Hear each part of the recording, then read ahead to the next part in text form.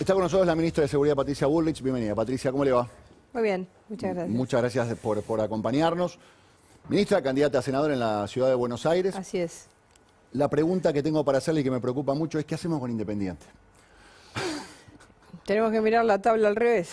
Tenemos que mirar la tabla al revés, ¿no? Sí. Qué momento complicado estamos atravesando. Sí, horrible. Horrible momento. ¿Qué momento estamos atravesando en este momento como país? ¿Cómo me lo podría describir? Bueno, yo creo que Argentina comenzó un cambio muy paradigmático, un paradigma de una economía populista que generó pobreza hacia un paradigma que se utiliza en muchas partes del mundo y que genera sociedades con más ingresos, con más felicidad, con más posibilidades. Y vamos en ese camino, veníamos transitando ese camino con bastante rapidez, muy de shock, todo el año 2024, hasta abril, mayo de este año, cuando comenzó un bombardeo en el Congreso de la Nación con proyectos que lo que trataban de hacer era de cambiar, agujerear las bases fundamentales, filosóficas del plan económico, sobre todo el superávit fiscal, lo que desataría nuevamente un país inflacionario. Y ahí comenzamos, la gente perdió la oportunidad, por esta pelea política, perdió la oportunidad de que el país crezca más rápido, porque ya venía saliendo, y esto se amesetó un poco, algo que hoy siente la gente en su bolsillo, que el salario no alcanza para todo lo que necesita una familia de clase media o distintos sectores sociales. Los comerciantes no están vendiendo lo que tendrían que vender. Sí. Entonces, ¿qué necesitamos? Necesitamos rápidamente salir de esta zona de incertidumbre. Las elecciones nos van a generar, esperemos, una mayor certeza de que a partir de estos segundos productivamente e ir mejorando la seguridad, que siempre es uno de los bienes más importantes en nuestro país, ¿no? Usted decía, habían avanzado muy rápido en la primera parte, por lo menos en el año 2024, en el 2025 se encontraban con estas dificultades. ¿Usted considera que empezaron a bombardear desde el Congreso algunas iniciativas? Da la sensación, visto desde afuera, que el kirchnerismo no apoyó ninguna de las iniciativas desde el principio, pero sí hubo partes de grupos políticos que sí acompañaron algunas de las iniciativas y que llamativamente para algunos empezaron a boicotear o votar en contra de lo que esperaba o de lo que pretendía el gobierno. ¿Qué pasó con esos partidos políticos? Porque imagino que del kirchnerismo no esperaban demasiada cooperación, pero ¿qué pasó con los otros partidos políticos que supuestamente estaban más cerca de lo que pensaba el gobierno que lo que planteaba el kirchnerismo? Bueno, ahí me parece que pasaron dos cosas, ¿no? Por un lado, quizás nosotros en la construcción de una apoyatura política propia para el presidente, en la construcción de la Libertad Avanza, se chocó contra algunas fuerzas políticas que gobernaban provincias que podían o tenían un acercamiento. Eso me parece que es un tema a mirar y a pensar hacia el futuro. Y el segundo tema es que, bueno, digamos, también cuando el compromiso quizás no es demasiado profundo, bueno, hay quienes dicen, bueno, ¿y yo por qué voy a votar cosas que pueden, digamos, que apuntan a un buen largo plazo, pero que en el corto plazo a mí me comprometen a votar cosas que no tengo ganas de votar, porque parece que voto contra los universitarios, qué sé yo, cuando en realidad un presupuesto no se vota, una ley para un sector, es decir, un país se compone de un montón de sectores y el orden económico tiene que llegar a todos, no a una ley que apunte a un sector. Sí. Entonces, quizás para no votar en contra, decir, bueno, si el gobierno trabaja pensando en su fuerza política, yo pienso en la mía y entonces hago lo que quiero, independientemente de que esto le haya generado un retraso en el crecimiento de 46 millones de argentinos, ¿no? Claro. Así que, a ver, si lo queremos decir así claramente. Claramente, por favor. Culpas compartidas, hay que corregir esto. Y hay que armar una mayoría parlamentaria, tanto en diputados como en senadores, que pueda apuntalar, sabiendo que el kirchnerismo, difícil que te vote algo, ¿no? A todos los demás sectores que sí podés llegar a tener un acuerdo. Un error de comunicación porque hay mucha gente que está realmente convencida que el gobierno está atentando contra las universidades, que está atentando contra la salud pública, que quiere desfinanciar la universidad, que quiere desfinanciar al Garrahan, por ejemplo. Está instalado, hay gente que está convencida literalmente. Sí, pero también hay muchísima gente que está convencida que las universidades públicas funcionan, pero no funcionan como a cualquiera argentino le gustaría que funcionen, ¿no es cierto? Con más eficiencia, con más control de la cantidad de años de cada alumno, con digamos, con más presencia de los profesores titulares, con más innovación, con auditoría sobre los gastos. Así que me parece que eso está dividido. A ver, nosotros vamos a financiar las universidades y creo que se ha demostrado que ha habido un aumento en relación a otros sectores, inclusive en el presupuesto universitario. Ahora, también tiene que entrar un poquito la eficiencia y el control a las universidades. Vamos a poner un ejemplo. Sí. Un ejemplo.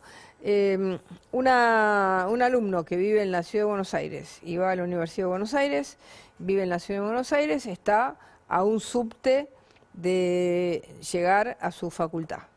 Un alumno que vive, no sé, en Carlos Casares, está a 400 kilómetros de la universidad. Los padres o la familia le tienen que comprar un departamento o una pensión o un lugar especial para que viva. O viajar o lo que sea. Viajar, la situación es distinta. Es distinta. Entonces, ese joven tiene las mismas posibilidades que el que vive a un subte de... No. Entonces, este tipo de cosas, que son las que hay que discutir, qué tipo de becas se tienen, cómo se puede utilizar bien el presupuesto, qué posibilidades tienen los que no tienen una universidad a unas cuadras de su casa. Es decir, todos estos temas hacen a la eficiencia, es decir, cuántos profesores titulares realmente dan cátedra y realmente están al frente de las cátedras, qué libertad de cátedra hay en las universidades, qué lógica ideológica, por qué tienen lógica ideológica las universidades cuando lo que tienen que ser son universales, el nombre lo dice.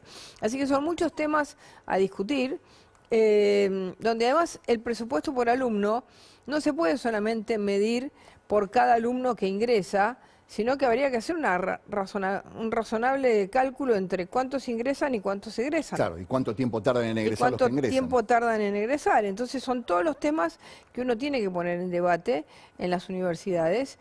Y las universidades son autónomas, sí. Bueno, pero la autonomía no significa que soy autónoma para hacer las cosas como yo quiero, sino como son necesarias para la sociedad en la que vivimos, para los alumnos que van, para los profesionales que necesita el país. Así que me parece que es un debate que quedó en una ley, ¿no? Financiamiento, y además por ley uno tiene que financiar que todo, porque el presupuesto es financiar todo. A ver, perfecto, financiamos a las universidades y los docentes de escuelas primarias y de los docentes de escuelas secundarias, ¿qué pasa? Que es el primer lugar donde se forma, donde si uno forma bien a los chicos, después van a poder tener muchas más posibilidades en la vida. Claro, se entiende. Ministra, usted fue ministra del gobierno de la Alianza, fue ministra del gobierno de Macri. ¿Qué ve distinto en este gobierno? ¿Por qué esta vez sí va a funcionar lo que todavía no funcionó en todos los gobiernos anteriores?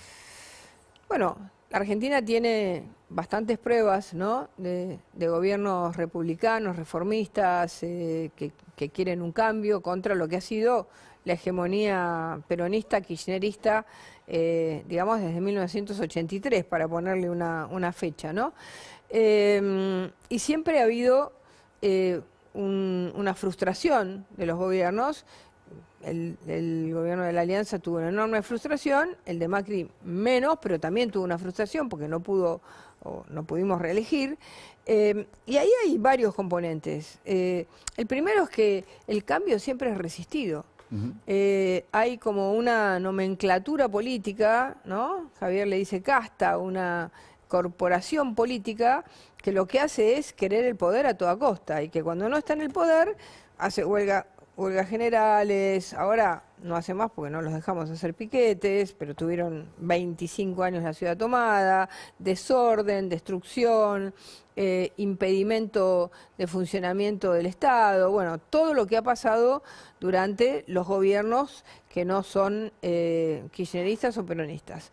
Entonces, este país tiene un desequilibrio democrático que ahora se ve de nuevo con el gobierno del presidente Milei. Lo que pasa es que este es un gobierno que va como más a fondo, es decir, no se deja, no retrocede frente al problema, sino que avanza. Entonces creo que, a ver, tuvimos una gran oportunidad con Mauricio Macri, quedó a medio camino, ahora tenemos una gran oportunidad y el 26, el domingo, no la dejemos a mitad de camino. Bien. Así como tuvo muchos años de gestión, tuvo muchos años también en campaña. ¿Qué ve esta campaña? Porque desde afuera de la situación es una campaña rarísima, es una campaña donde influye mucho el miedo. El miedo a que vuelvan o el miedo a Milei. ¿Hay que frenar a Milei o tenemos que evitar que vuelva el kirchnerismo? ¿Qué ve de esta campaña? Bueno, a ver, de toda la vida el miedo ha sido un elemento utilizado en las campañas Sí. Cuando uno no tiene un proyecto claro.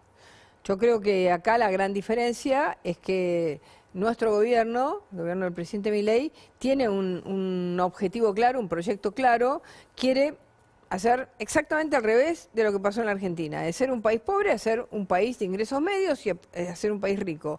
En contra de ser un país rico a ser un país pobre, cada vez con más gente dependiendo de subsidios, todo lo que pasó durante tantos años en la Argentina.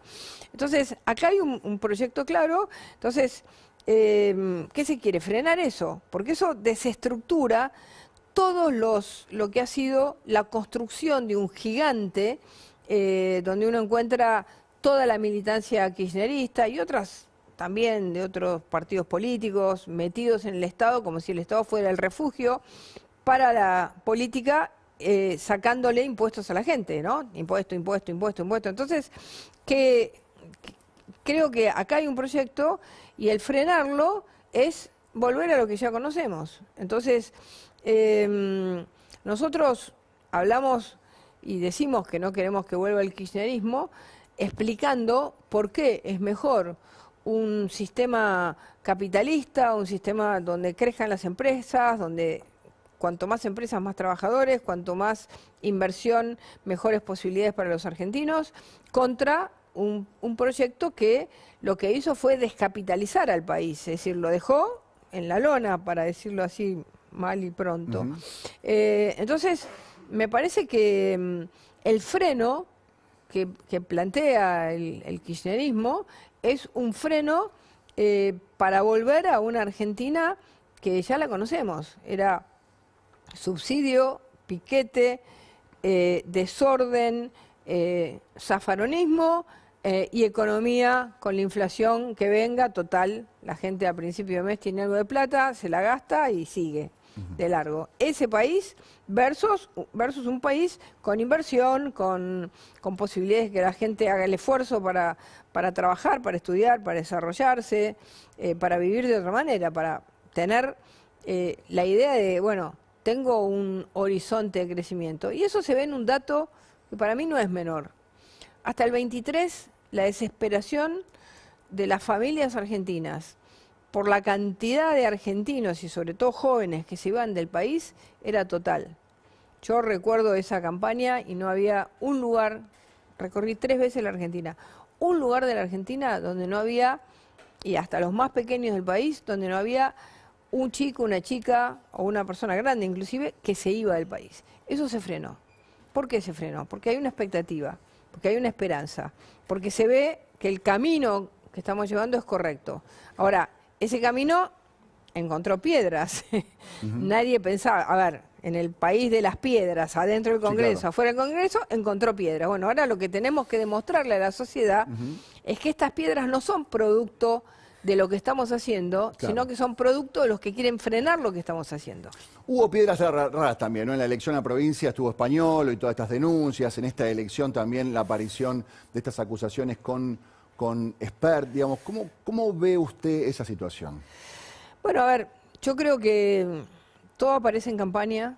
Me preocupa mucho, digamos, el aparato de inteligencia que tiene el kirchnerismo, porque, a ver, lo de Espert fue candidato en el 21 y en ese momento fue elegido diputado y esto ya existía. En el 23 fue candidato con Horacio Rodríguez Larreta, Carrió en la boleta y él como senador. Sí. Esto ya también existía. Sale ahora. Nosotros qué hicimos, bueno, tomamos una medida correcta, que fue decirle, bueno, te tenés que apartar, porque si no, las ideas van a estar teñidas por esto. Aunque esto era algo que ya tenía que haber, digamos, saltado en la campaña de Horacio Rodríguez Larreta, o... Da la sensación de que esperaba el momento indicado. No hacía Sí, tanto ruido bueno. Espert, ahora era el momento Claro, de usar esta exactamente, carta. así que Pero bueno, que existía. Había una denuncia, había una causa en Estados Unidos Estaba y todo. había un depósito y había una transferencia estaba que realmente todo, existía. estaban todo lo mismo que ¿Se defendió ahora. bien Espert? No, me parece que ese fue el problema. Me parece que su problema, y yo por eso lo dije públicamente en su momento, explícate, porque si uno se entierra a sí mismo, digamos, diciendo Claro. no voy a decir nada, me parece que ese fue su problema. Seguramente cuando salgan las cosas a la luz en un par de años, saldrá mucho mejor de lo que está en este momento. Seguramente le está pasando muy mal. ¿Por qué quiere ser senador? Hay mucha gente que reconoce su trabajo como ministra de Seguridad. ¿Por qué se va si funciona? Están hablando de cambios en el gabinete, por ahí funcionarios que no funcionan, pero da la sensación, a grandes rasgos, la gente creo que está de acuerdo con que su trabajo como ministra funciona. ¿Por qué senadora? Bueno, porque, a ver, yo creo que hay un momento en el que uno tiene que apuntar dónde está la batalla más difícil. Y no sé por qué a mí siempre me tocan las batallas más difíciles. Y creo que hoy la batalla más difícil está en el Senado. Más aún que en la Cámara de Diputados. En el Senado tenemos la batalla más difícil porque es donde más problemas hemos tenido. Necesitamos nombrar jueces porque yo trabajo en seguridad. Claro. La mitad de los jueces federales que necesitamos para combatir la droga no están. Los jueces tienen que viajar, subrogar de uno a otro ¿Y cómo lado. se lleva con Villarruel ahí en el Senado? Bueno, a ver, me voy a llevar bien porque necesitamos tener una relación institucional. Nosotros necesitamos que parte de esta mayoría que tenemos que construir para sacar las leyes que necesitamos, también tengamos una agenda. Sí. Y la vicepresidenta, como presidenta de la Cámara, tiene un papel importante en esa agenda. Así que espero poder lograr que la agenda no sea la agenda del kirchnerismo, sino que sea la agenda de la Libertad Avanza y del PRO y de todos los aliados. Gracias, ministra, por haber venido. Bueno, muchísimas gracias. Muchísimas gracias, muy amable. Tenemos información urgente.